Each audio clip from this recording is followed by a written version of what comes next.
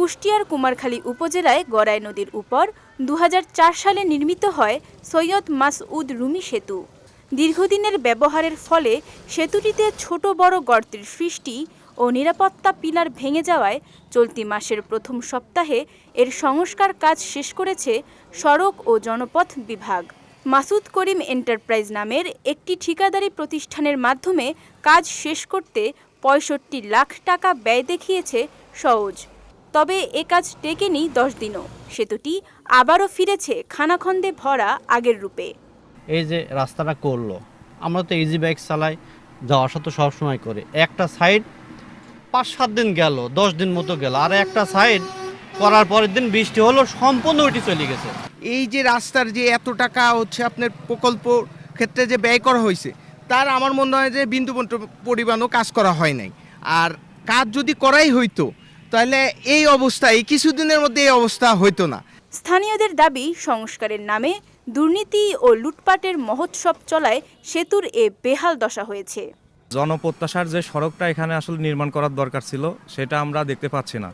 এটার বর্তমানে যে সংস্কার কাজের অংশ হিসাবে এই কাজটা করা হয়েছে, সর্বোচ্চ ১৫ থেকে ২০ দিনের মাথায় আবার আগের থেকেও বেশি বেহাল অবস্থা হয়েছে।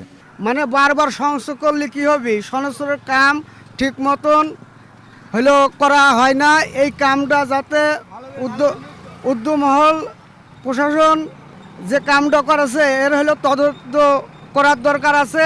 এদিকে দুর্নীতির কথা অস্বীকার করে সংস্কার কাজে ত্রুটির দায় ঠিকাদার ও নির্বাহী প্রকৌশলীর ঘাড়ে চাপালেন সওজ কর্মকর্তা। ৬৫ লাখ টাকাটা সামান্য একটা টাকা, রোডসে কাজ হয় কয়েক হাজার কোটি টাকা। তাকে তার ত্রুটি মেরামতের স্থিতি দেওয়া হয়েছে। যেহেতু বর্ষায় উঠে গেছে, ত্রুটি বিচ্যুতি দেখা যাচ্ছে বিভিন্ন অংশে, সেগুলো সে আবার ঠিকঠাক করে দিবে। আমার উপরও বর্তায়, অ্যাকশনের উপর বর্তায়, এর চিফ অফিসারের উপরও বর্তায়। এখানে দুর্নীতির কোনো স্কোপ নাই আর সুযোগও নাই।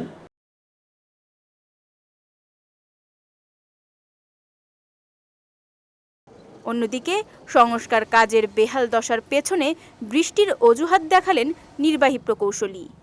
বৃষ্টির জন্য যেটা ক্ষয়ক্ষতি হচ্ছে, এটা কিন্তু ঠিকাদার তার নিজ খরচে মেরামত করে দেবে, কারণ বৃষ্টির জন্য এটা হয়েছে।